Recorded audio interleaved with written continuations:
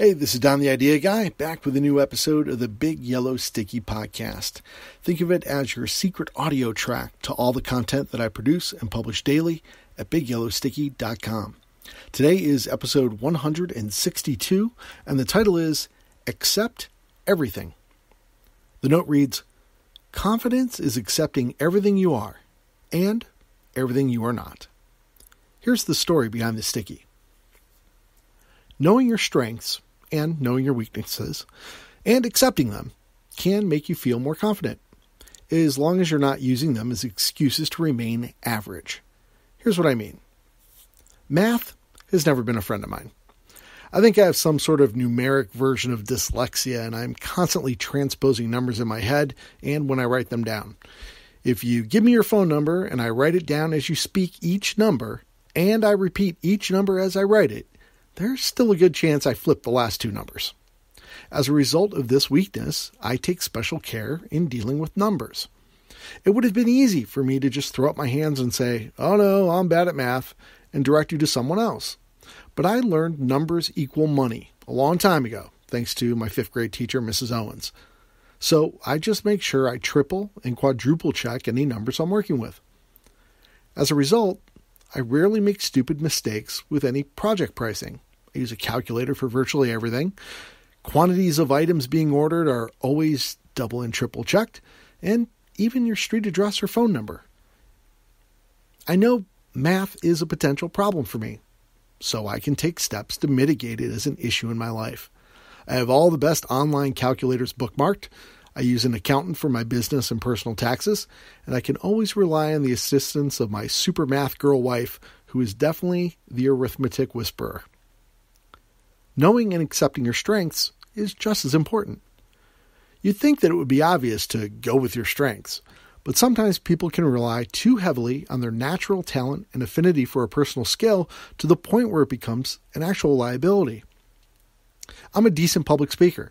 It's a strength that I've always had. I've never been afraid to be in front of an audience, but I've honed that ability over the years through training and practice. Being a member of Toastmasters International, an organization that is dedicated to helping people at every skill level improve their public speaking ability, I relished something called table topics, which is basically just impromptu speaking. Every Toastmasters meeting has a table topics session where any member can be called upon to speak for a short amount of time on just about any topic under the sun, from speaking on the traits of your favorite candy bar to why peace in the Middle East is so difficult to achieve. As a result, I have no problem being asked to speak on extremely short notice because I've strengthened that ability like a bodybuilder works out at the gym.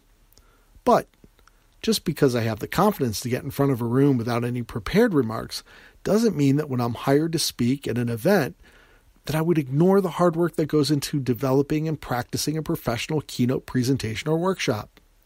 To use the bodybuilder metaphor once again, just because Arnold Schwarzenegger pumped himself up in his youth and won awards for bodybuilding in the 70s and 80s, it doesn't mean he can just sit on the couch and rely on his earlier training to hold up when he goes to star in the next Terminator movie. Even though one of his personal strengths is literally strength, Arnold still has to go to the gym and keep pumping iron to make sure he's at peak conditioning to ensure an action hero-worthy performance. His dedication to making sure he's constantly honing his strengths gives him the confidence to return to a role that he originally played at the age of 37.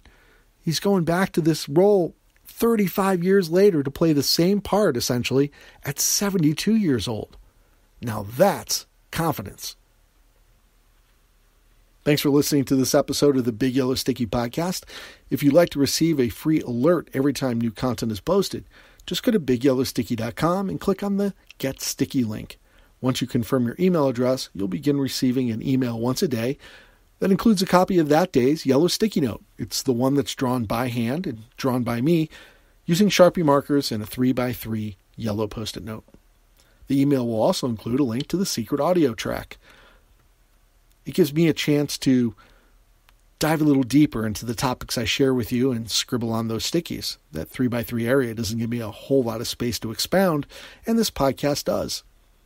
I enjoy giving you the story behind the stickies, just like the one you heard today.